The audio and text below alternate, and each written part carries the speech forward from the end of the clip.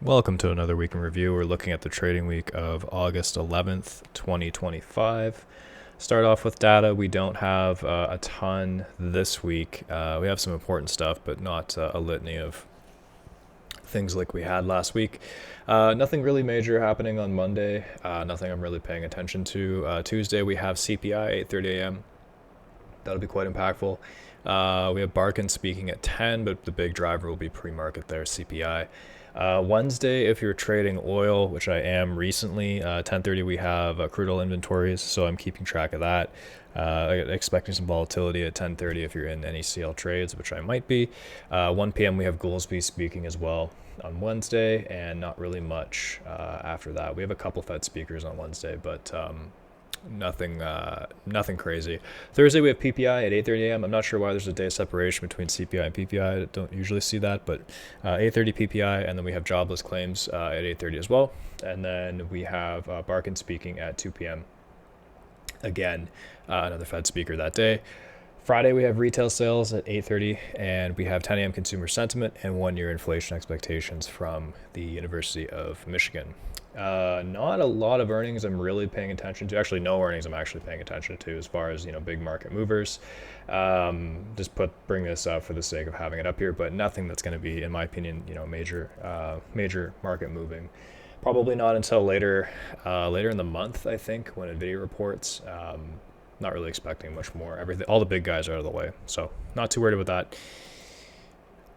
Expected range this week is about 72 points from the Friday at the money straddle. So from Friday's settlement, expected range will be plus minus 72 points for the week. That's what's been priced in, or at least that's what was priced in on as of Friday for the weekly straddle. As far as the week last week, interesting week in the sense of I have a few takeaways from it. So every day was kind of an opposing profile, which is interesting. So we have B profile, P profile. So basically long liquidation, short liquidation, long liquidation, short liquidation, and so on and so forth. The daily remained one time framing up. So that's a positive for buyers for sure. The weekly remains in balance, so we're in multi-week balance. Balance highs for the weekly are at 64.51 and then down here at 62.24. So we have a very large trading range we've carved out, which is not surprising. This is what I was talking about. But basically a month ago, I expected a trading range to start to form up here. It's been a lot messier than I wish it could have been, but we have a very defined range. The one thing I took note of last week as well is that even with the daily remaining one time framing up and these opposing profiles from intraday traders getting liquidated from the day before, or positional liquidation from the days before, the weekly actually framed the weekly value lower. And this is the first time we've framed weekly value lower than the prior week since April. So as far as it goes, I don't want to read too much into this just yet, but it's very interesting to me that, correlating, I guess, with some form of seasonality, actual value on the week framed lower, but we also closed, we closed the NASDAQ at new all-time highs on a closing basis. So kind of all over the place here. Last week was supposed to be the weakest week of the year, and obviously we closed near all-time highs. So taking this kind of with a grain of salt that value framed lower, but it is something I'm interested in, and it is something I'm paying attention to this week for sure. We're at a pretty critical juncture in this market right now, and I've said this before. Last week produced two-way tape every day, basically, and it turned into trading conditions last week were a little challenging at times, but as far as the actual rotations we got, they were very good for a day trader. And I'll say this again, I am primarily a day trader. But as far as, where I'm looking to manage risk, where I'm looking to potentially position, just areas I'm paying attention to, that's the entire point of this, these videos and these reviews that I make for myself and then, put out on YouTube for other people to see. So we're at a pretty big spot here. Obviously, last week we actually printed it inside bar, so we printed it inside week. The big thing I'm watching this week is how we break away or how we potentially don't break away from last week's range. So we left a poor high on Friday. The ETH session actually closed above it, but the immediate pivot for me is 64.20. So last week's RTH high.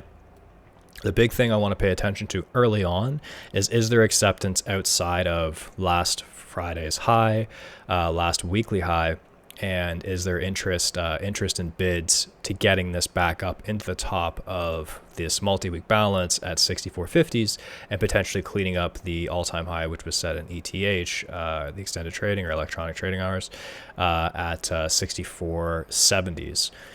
The reason why I'm a little conflicted, and the reason why I find this very interesting range is that we're starting to really creep up on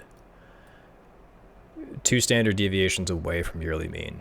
So this is going to be a pretty critical area. Last week's high opens up, obviously, potentially taking out about these prior balance highs, potentially making new highs, new all-time highs. That's entirely possible. I actually think that's probably fairly likely. But the one thing I really want to pay attention to is this area up here, the 6,500 to 6,560 range. And I am open to potentially looking for fades and potential larger mean reversion trade up here into the 6,500 range. So there's 2 ways I'm going to look at this. The big thing is if we're accepting outside of 64.20, so we're accepting outside of last week's value, we're accepting outside of the inside weekly bar, then I'm going to look for the long continuation trade to at least test 64.50s and potentially take out 64.70s, and then see if there's continuation up into the 6,500 range, potentially all the way up to 64.60s. And obviously the +2 from yearly is going to move a little bit depending on the volume that we build up here. But I am open to looking potentially for fades up into this range. I think I have to be open to that possibility. So I'm not necessarily going to look to just obviously sell tops here, but if we see any lack of inclination to, continue drives higher, if we see opening range break failures up here, I think a larger mean reversion trade is potentially on the table, and we could come back down and test the lower ranges of last week just as immediate targets of last week. I think that's entirely possible. The second part of this is that if we have no acceptance over last week's high, so the 64.20s range, if we potentially fail up into this range in the overnight session and we're back below 64.20s and we can't find buyers above it, then the rotation for me will be short trades back down, testing this big pivot down here into 63.70s, which is also last week's value area high. But more likely, I'm going to be looking for a larger rotation down into the 63.50 range to 63.40 range in the meat of last week's value, though being of last week's distribution, and potentially a larger rotation down to 63.20s down in here. So easy pivot, really easy pivot to form, an early trade idea and to manage your risk would be last week's RTH high. We closed right at the highs. The extended trading session or electronic, whatever you want to call it, the ETH session actually closed outside of that, but 64.20 will be incredibly important very early on in this Sunday Globex and Monday. So going to be really paying attention to that. And again, I'm absolutely open to potentially looking for fades up into this range right here, because I am looking at potentially a larger mean reversion trade as we start breaking into the +2 area of yearly VWAP, yearly mean. So I have a larger thesis around these things. I have a lot of other things that I watch, and I have some signals that fire based on order flow and based on where we are in this market, which I won't get into in detail here. But I just think, be cautious trying to be a brand new buyer up into these extensions up here would be my only advice. So you really want to see, we want to see a statistically significant move outside of +2 from yearly mean for us to, continue to remain bullish. Like, we'd want to see closes above. If this market's going to try and melt up, we'd want to see closes above this 6,500 area, and we want to see a lot of acceleration, a lot of volume, and really kick off that melt up move, which is entirely possible. I can't rule that out, but again, I just take this day by day. So NASDAQ is going to be very, very similar. Again, we're at the top of weekly balance. The daily is one-time framing up. NASDAQ was really nasty as far as the liquidations that we had. So we had huge long and short liquidations intraday. We had an enormous amount of size come into the tape in this range, in the 600 to 350 range, especially 350. Last week's POC is going to be a really important pivot for me. And again, the same thing, I haven't drawn the profile here, but the same thing with the NASDAQ, we actually framed weekly value slightly lower. So again, something I'm paying attention to, but the immediate focus for me is last week's high, so 23,720s. Again, if we're accepting outside of this high, then I'm going to be looking potentially for the move to, or certainly I should say, for the move to new all-time highs in the ETH sessions, and then potentially +2 from the yearly up here into 2450s. And again, I'm very open to potentially looking for fades up into this range if it makes sense. So if we see a lot of volume get jammed up here, if we see, big exhaustion prints get put in up here, again, there could be potentially a larger mean reversion trade on the table to get us back down into the 23,350s level and potentially lower as well. So, and again, immediate fails or any fails below last week's inside weekly high on the NASDAQ as well. So 23,720s, again, I'll look for that rotation trade back down into the meat of last week's value, back into the 23,450s and 23,350 range back down in here. So I'm trying to make this simple. I'm trying to really look at this week in a simplistic view, using last week's high really as the gauge. But again, I think the big thing we have to be conscious of is that if we do see, failures start to form up into prior weekly balance, this is a very massive range. This is a 6 week trading range. If we see failures start to form up here, or if we see failures start to form up into the 6500s area, then I think we have to be open potentially for a larger short rotation back down, and then potentially look for a higher low on some higher time frames to form before we start wanting to be intraday and swing long again. So if you're already positioned long, then you're not really in any trouble up here.